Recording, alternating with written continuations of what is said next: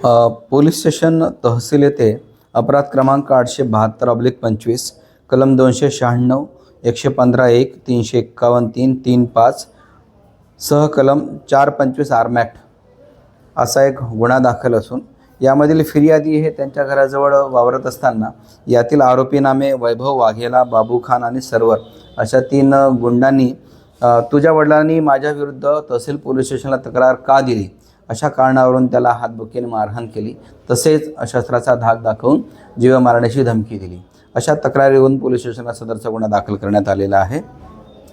यातील जी फिर्यादी आहे त्यांची अशी तक्रार होती की सदर परिसरामध्ये वारंवार गुंडांचा वावर असतो आणि गुंडांच्या त्रासामुळे सदरचे नागरिक त्रस्त आहेत। त्याची तात्काळ दखल घेऊन आदरणीय DCP zone 3 Shri Rahul Madane sir, त्याचप्रमाणे आम्ही स्वतः आणि पोलीस स्टेशन तहसीलचा स्टाफ असा संपूर्ण त्या परिसराची पाहणी केली। लोकांना विश्वास दिलेला आहे की कोणताही गुंड त्यांना त्रास देत असेल किंवा त्यांना धमकावत असेल किंवा कोणतंही बेकायदेशीर कृत्य करत असेल तात्काळ पोलिसांना माहिती द्यावी असं आम्ही त्यांना सूचित केलेलं आहे। त्याचप्रमाणे त्यांनी दिलेल्या तक्रारीची तात्काळ दखल घेऊन यातील 2-3 आरोपीपैकी बाबू खान आणि सरवर अशा 2 आरोपींना आम्ही तात्काळ अटक केलेली आहे।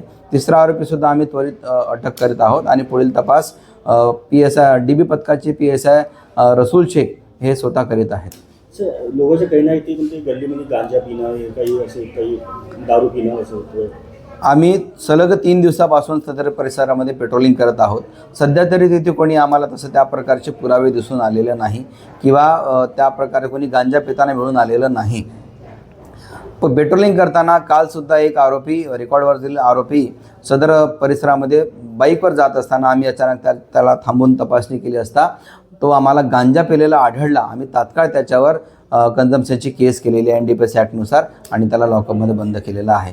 यापुढेही किंवा याच्यापूर्वीही कोणी जर सदर परिसरामध्ये असं कोणतंही अवैध काम करत असेल तर आम्ही त्याला तात्काळ कायद्याचा धडा शिकवू याची सर्व नागरिकांनी खात्री बाळगावी आणि असं कोणीही गुंड तिथे गुंडगिरी करत असेल तर तात्काळ पोलिसांना माहिती द्यावी जेणेकरून आम्हाला त्वरित त्याच्यावर ॲक्शन घेता येईल। घनश्याम लखपती आहे आणि राणा नालसा चौक तेलीपुरा। ॲक्च्युली काल रात्री मी नव्हतं, वस्तीतल्या मुलांचे फोन वगैरे आले होते तर त्या मुलाच्या मागे चाकू वगैरे घेऊन धावलेले होते। ते भरडभुंजे म्हणून त्याचं नाव आहे। तर बेमतलबच म्हणजे MD चरस गांजा वगैरे हे पेतात आणि इथनं गाडी स्पीडमध्ये छोट्या मुलं 8 दिवस झाले। 8 दिवसा अगोदर तिथे छोटी मुलगी तुमच्या मागे होती खेळत, तर तिलासुद्धा तोंडाला कपडा बांधून तिच्यासोबत म्हणजे गैरव्यवहार करत होते तिच्या छातीवर घेऊन।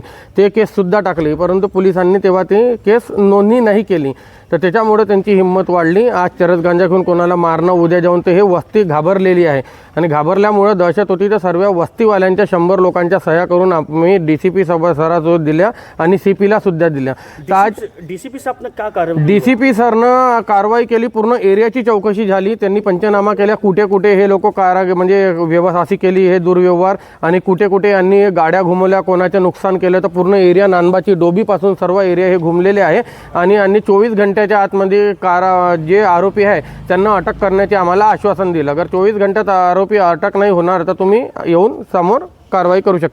मला कुठून आणतात हे नाही माहिती आहे, तर पोलिसांचे काम आहे की कुठून येतात काय येतात, कारण की कसं आहे सर्व्यासाठी रूल बरोबर पाहिजे। जर 11 वाजता सर्व मार्केट बंद होतात तर मग हा एरिया का बरं चालू राहते, पहिली गोष्ट।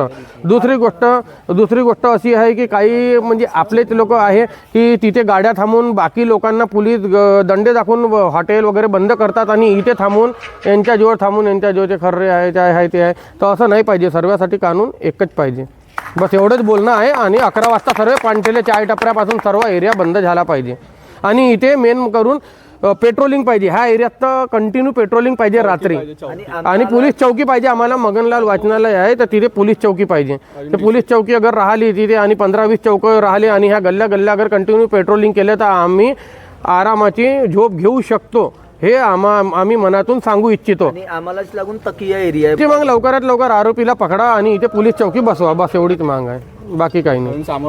घंट्यात अगर आरोपी नाही भेटले तर मग वस्तीवाल्याच्या हाताने अगर कमी जास्त झालं तर वस्तीवाल्याच्या कोणत्याही नागरिकावर कोणतीही केस लागणार नाही, याची जिम्मेदारी पोलिसांनी घ्यावी।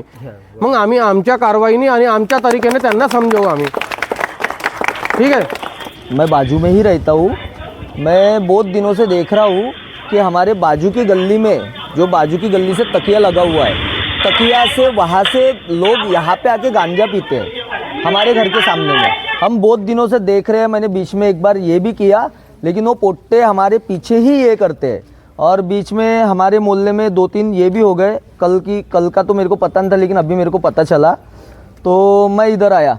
लेकिन हमारे इधर गांजा और एमडी का ये तकिया में ये होता है, वहाँ पे मिलता भी है और वहीं से ये सब चालू है।